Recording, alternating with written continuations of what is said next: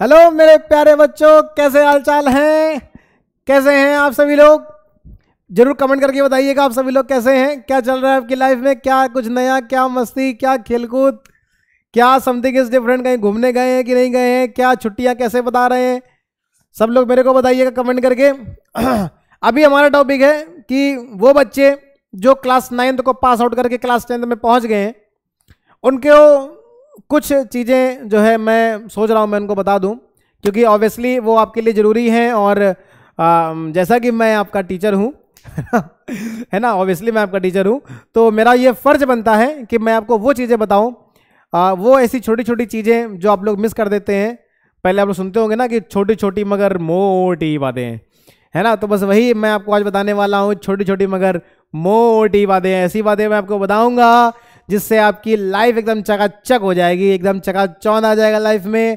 क्या तो वो क्या है, कुछ भी नया नहीं है, बस आपकी स्टडी से रिलेटेड है। और आई होप सभी को पता होता है, लेकिन बस चीज़ें ये होती हैं कि हम वो चीज़ करते नहीं हैं, वो जो है चीज़ फॉलो नहीं करते अपनी लाइफ में, अपनी स्टडी में उन नियम को, उन कायदे कानून को हम लागू नहीं करते हैं। और जिसकी वजह से क्या होता है ना, हम उनको हल्के में ले लेते हैं और फिर हमारे मार्क्स भी बहुत हल्के हो जाते हैं, है ना। तो हल्के में नहीं लेने का और मार्क्स भी हल्के नहीं लाने का, क्योंकि अब आपका बोर्ड एग्जाम है, क्लास 10th है ना, तो बोर्ड एग्जाम है और बोर्ड एग्जाम में मार्क्स आपको अच्छे लाने हैं, क्योंकि वही एग्जाम वही मार्क्स आपके हर जगह रिप्रेजेंट होने हैं।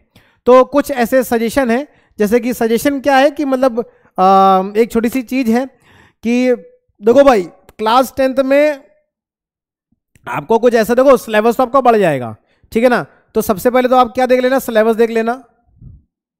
सबसे पहले क्या आप देख लो, सिलेबस देख लो कि भाई जिस क्लास में आप पहुंचे हैं, जिस क्लास में आप पहुंचे हैं उसका सिलेबस क्या है, ठीक है।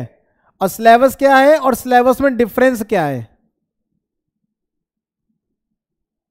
डिफरेंस मतलब किससे, अब आप लोग कहां पहुंच गए, क्लास 10th में पहुंच गए, क्लास 10th में पहुंच गए ना। कौन सी क्लास से पहुंचे, 9th से, ठीक है ना। तो जब आप 9th से क्लास 10th में पहुंचे हैं तो उसमें सिलेबस में क्या डिफरेंस है भाई, क्योंकि सब्जेक्ट तो वही है ना, सब्जेक्ट तो बदला नहीं। अगर आप साइंस स्ट्रीम में हैं और अगर आप जो है फिजिक्स केमिस्ट्री बायोलॉजी पढ़ रहे हैं तो वही रहेगा, ठीक है। साइंस में तो आपका यही रहना है, फिजिक्स केमिस्ट्री बायोलॉजी रहना है। लेकिन इस सब्जेक्ट में चैप्टर्स, सिलेबस डिफरेंस का मतलब कि कौन कौन से चैप्टर्स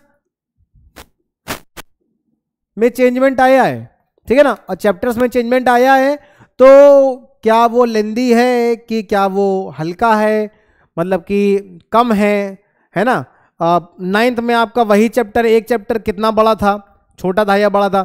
अब आप 10th में जा रहे हैं तो वही आपका फर्स्ट चैप्टर छोटा है कि बड़ा है। जो जैसे मैं तो बायोलॉजी पढ़ा रहा हूँ, तो मैं आपको बता देता हूँ कि जो क्लास 10 में आपका पहला चैप्टर है वो जीवन की प्रक्रियाएं, लाइफ प्रोसेस है ना। और ये बहुत बड़ा चैप्टर है ना। 5-6 चैप्टर हैं आपके बायो के, ठीक है, साइंस में, बायोलॉजी में। तो आपके हर एक चैप्टर बहुत बड़ा है, इसीलिए हमने सबसे पहला ये पॉइंट उठाया कि आप भैया सबसे पहले आप सिलेबस चेक करो, ठीक है ना, क्योंकि अब 9th से 10th में गए तो अब हल्के में नहीं लेने का, ठीक है ना। पहला चैप्टर आपका लाइफ सिलेबस है, फिर कंट्रोल कोऑर्डिनेशन है, ठीक है, फिर जेनेटिक्स है और इवोल्यूशन है। तो बहुत कुछ है, हर एक चैप्टर में बहुत डीप कॉन्सेप्ट दिए हुए हैं, एकदम डीप रूटेड कॉन्सेप्ट है, उसको समझना है। अगर अभी तक आप लोग ये सोच रहे थे कि भाई बायो रटने से काम चल गया था, तो अब नहीं चलेगा, ठीक है ना। तो इस बिल्कुल कॉन्सेप्ट को उतार देना अपने मन से कि नहीं, जैसे 9th में मैंने जो सेल के बारे में बढ़िया पढ़ लिया था, सेल डिवीजन मैंने बढ़िया से पढ़ लिया था, कुछ टिश्यूज़ वगैरह पढ़ लिए थे, प्लांट टिश्यूज़, एनिमल टिश्यूज़ कुछ पढ़ लिए थे, उससे मेरा काम चल गया था। अभी ऐसा बिल्कुल भी नहीं है, ठीक है ना। बहुत ही लेंदी चैप्टर हैं बायो में। जितने भी चैप्टर लास्ट के अगर 1-2 चैप्टर को छोड़ दें तो शुरुआत के 4 से 5 चैप्टर आपके सारे ही चैप्टर लेंदी हैं। इसलिए मैंने सबसे पहला कॉन्सेप्ट आपको यहाँ पर ये बताया, आप सिलेबस देखो, ठीक है, उसके हिसाब से आप अपनी स्ट्रेटजी बनाओ कि मुझको अब जो है कैसे पढ़ना है, क्योंकि चैप्टर्स अलग हैं और एकदम डीप रूटेड कॉन्सेप्ट हैं, लेंदी चैप्टर हैं, तो आपका जो है अब जो पढ़ने का तरीका है वो भी चेंज होगा, ठीक है। तो आप उसको देखो और आप समझो कि उस सिलेबस में क्या डिफरेंस है और आपको किस तरह से पढ़ना है। तो आपकी अब जो स्ट्रेटजी होगी, ठीक है ना, अब जो आपकी स्ट्रेटजी होगी वो चेंज होगी, ठीक है ना। अब आपको अपनी स्ट्रेटजी में क्या करना है, चेंजमेंट लाना है, ठीक है ना। 9th क्लास की तरह नहीं पढ़ना है, ठीक है ना, क्योंकि वो 9th क्लास थी, अब 10th है। अब आपको 10th में आपको कुछ अलग तरीके से पढ़ना है, उसमें आप कुछ अलग तरीके से देखना है कि आपको हर एक सब्जेक्ट को कितना टाइम देना है, ठीक है। तो आप अपनी स्ट्रेटजी में थोड़ा सा चेंजमेंट लाइए और उसके लिए आप क्या करिए, एक टाइम टेबल बनाइए, ठीक है ना। क्या करिए, आप एक टाइम टेबल बनाइए और उस टाइम टेबल को ऐसा सेट करिए जिसको आप फॉलो कर पाए, जिसको आप ऐसा टाइम टेबल बनाइए। ये मेरी आपसे एक रिक्वेस्ट है कि आप ऐसा टाइम टेबल बनाइए, ठीक है, जिसमें आप क्या रख पाए, कंटिन्यूटी रख पाए। क्या रख पाए आप, कंटिन्यूटी रख पाए। उस टाइम टेबल को आप लोग क्या कर सके, अच्छे से फॉलो कर सकें। उस टाइम टेबल को आप क्या कर सके, फॉलो कर सकें एट द रेगुलर बेसिस, ठीक है ना। रेगुलर मतलब लगातार, क्या होनी चाहिए उसमें, कंटिन्यूटी होनी चाहिए ना, कोई गैप नहीं भाई, ठीक है ना। गैप का मतलब कि आपके पढ़ाई में अब ये 1 दिन 2 दिन का गैप नहीं होना चाहिए, ठीक है ना। तो अभी जो आप लोग मस्ती करते थे, मतलब कि चलो ठीक है यार आज नहीं पढ़ा है कल पढ़ लेंगे, अब वो नहीं चल पाएगा, ठीक है ना। अगर आपने अब ये कर दिया ना कि आज करे सो कल करे, कल करो सो परसों, है ना, तो अब ये काम नहीं चलेगा, ठीक है ना। अब जो इसका सही दुआ है क्या, कल करे सो आज करें और आज करे सो अब। तो अब ये आपको काम करना है कि अब आपको हर एक चीज को बढ़िया से टाइम टेबल के थ्रू एकदम आपको पढ़ना है। कोई भी लापरवाही नहीं चाहिए भाई, कोई भी लापरवाही नहीं चाहिए, ठीक है ना। बिल्कुल एकदम से अच्छे से, चाहे भले आप 6 घंटे पढ़ें, सेट कर लीजिए टाइम टेबल में। और ये जो टाइम टेबल जो आपके पढ़ने का है ये सेल्फ स्टडी का है, ठीक है ना।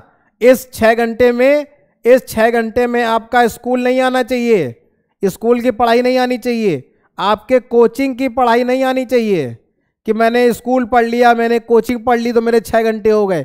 ये 6 घंटे कौन से होने चाहिए भाइयों, सेल्फ स्टडी के होने चाहिए, ठीक है ना। आप नहीं 6 घंटे पढ़ सकते हैं, मत पढ़ो, आप 4 घंटे पढ़ो, आप 4 घंटे की सेल्फ स्टडी करो।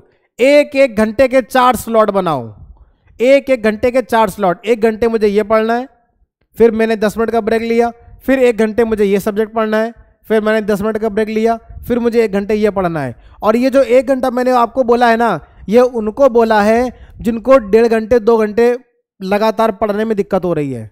उनको मैंने बोला कि ठीक है आप 6 घंटे नहीं पढ़ सकते तो आप कम से कम एट लीस्ट मिनिमम 4 घंटे पढ़िए भाई, इससे कम मत करिए। इससे कम करेंगे ना तो फिर मजा नहीं आने वाला है, फिर वो मार्क्स आपके अच्छे नहीं मिलेंगे, है ना। और 4 घंटे में भी ना आप एवरेज स्टूडेंट रहेंगे, ठीक है ना।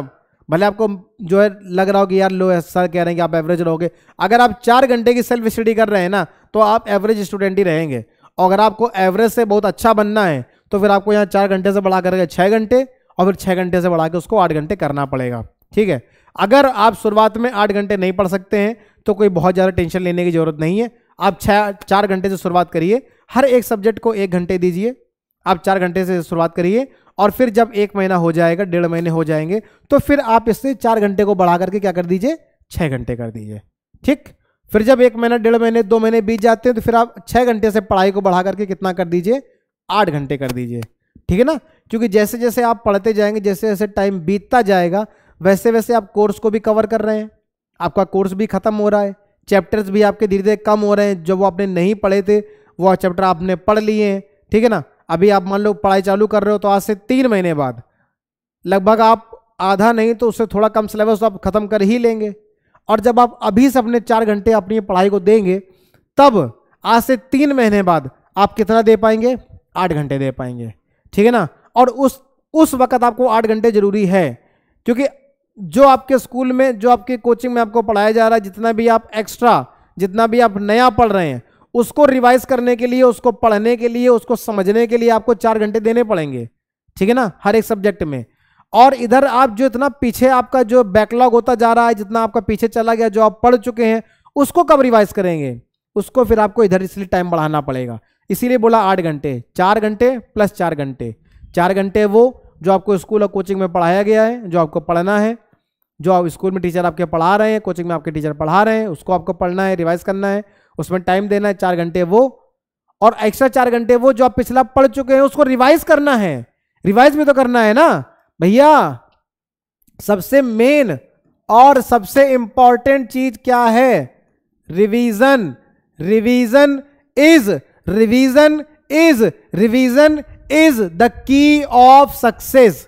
रिवीजन ही सक्सेस की है। आपको एग्जाम में मार्क्स बहुत अच्छे लाने हैं, उसके लिए आपको एक टॉपिक को कम से कम 4 बार रिवाइज करना पड़ेगा, तभी आपके मार्क्स बहुत अच्छे आएंगे। जब तक आप चीजों को रिवाइज नहीं करेंगे, उनको लिखेंगे नहीं, पहले रिवाइज करिए और रिवाइज करने के बाद राइटिंग करिए। राइटिंग का मतलब आंसर राइटिंग करिए, उसको लिखिए। जो आपने पढ़ा है क्या वो आपको याद है?